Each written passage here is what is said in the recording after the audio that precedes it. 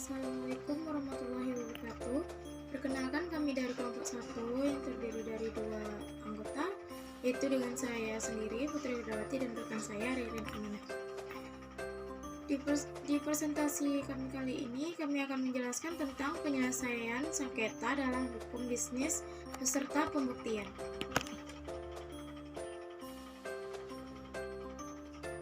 Yang pertama itu pengertian sengketa bisnis. Dalam Kamus Bahasa Indonesia, sengketa adalah pertentangan atau konflik.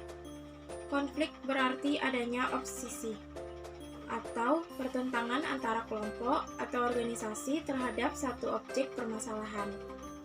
Menurut Winardi, pertentangan atau konflik yang terjadi antara individu atau kelompok yang mempunyai hubungan atau kepentingan yang sama atas suatu objek kepemilikan, yang menimbulkan akibat hukum antara satu dengan yang lain. Selanjutnya itu ada macam-macam cara penyelesaian. Yang pertama itu ada litigasi, dan yang kedua itu ada non-litigasi.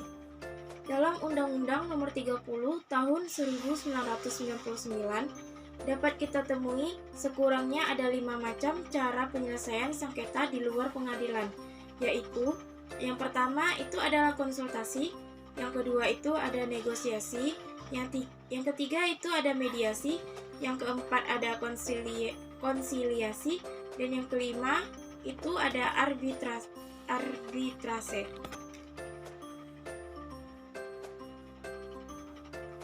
Yang pertama itu ada konsultasi. Konsultasi itu adalah, pada prinsipnya konsultasi merupakan suatu tindakan yang bersifat personal antara satu pihak tertentu, yang disebut dengan klien, yang dengan pihak lain yang merupakan pihak konsultan, yang memberikan pendapatnya kepada klien untuk memenuhi keperluan dan kebutuhan. Yang kedua itu ada negosiasi. Negosiasi itu pengertian secara umum adalah suatu upaya penyelesaian sengketa pihak tanpa melalui proses peradilan dengan tujuan untuk mencapai kesepakatan bersama atas dasar kerjasama yang lebih harmonis dan kreatif. Yang ketiga itu ada mediasi. Mediasi adalah upaya penyelesaian sengketa para pihak dengan kesepakatan bersama melalui mediator yang bersikap netral dan tidak membuat keputusan atau kesimpulan bagi para pihak. Yang keempat itu ada konsiliasi. Konsiliasi sebagai proses penyelesaian sengketa yang melibatkan pihak ketiga yang netral dan tidak memihak dengan tugas sebagai fasilitator untuk menemukan para pihak agar dapat melakukan penyelesaian sengketa. Dan yang terakhir itu ada arbitrase. Dari bahasa Latin arbitrare, yang artinya kekuasaan untuk menyelesaikan sesuatu menurut kebijaksanaan. Selanjutnya itu ada jenis arbitrase.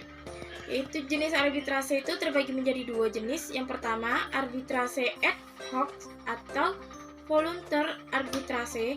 Yang kedua ada arbitrase institusional atau lembaga arbitrase.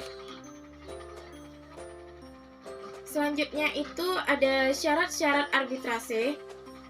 Itu dalam pasal 9 ayat 3 Undang-Undang Nomor 30 Tahun 1999 dinyatakan perjanjian tertulis arbitrase harus memuat yang pertama, masalah yang dipersengketakan, yang kedua, nama lengkap dan tempat tinggal para pihak, yang ketiga, tempat arbiter atau majelis arbiter akan mengambil keputusan, yang keempat itu ada nama lengkap sekretaris, dan yang terakhir yang kelima itu ada jangka waktu penyelesaian sengketa.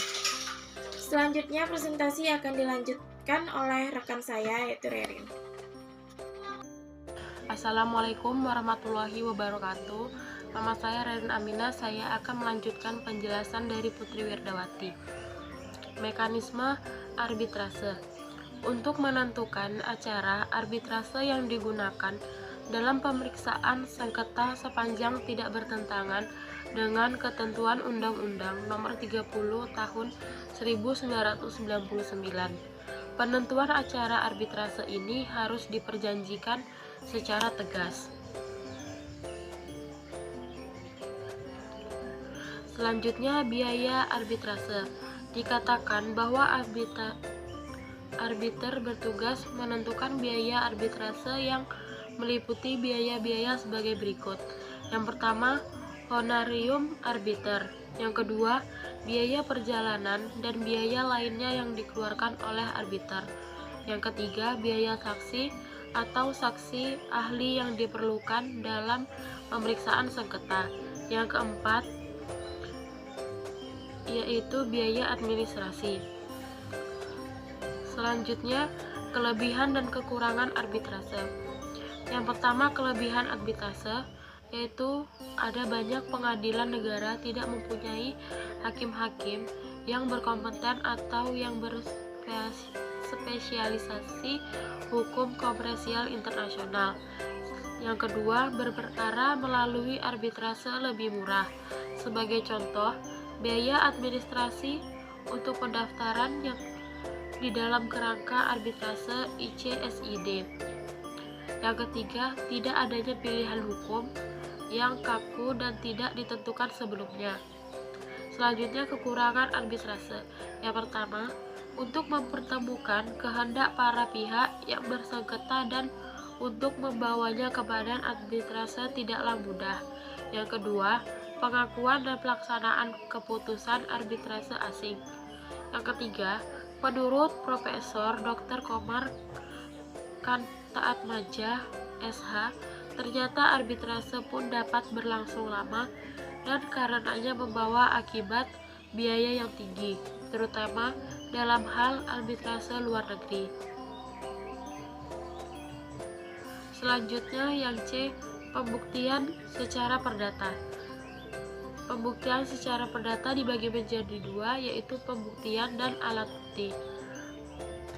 Pengertian pembuktian merupakan pembuktian dikhususkan pada ranah hukum, acara perdata yang dimana ada kaitannya dengan tugas hakim dalam mengkonstatirkan peristiwa atau fakta yang diajukan para pihak.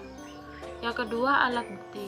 Alat bukti memiliki macam-macam bentuk dan juga jenisnya, yang memiliki kemampuan untuk menjelaskan dan juga memberikan keterangan tentang masalah yang diperkarakan di pengadilan.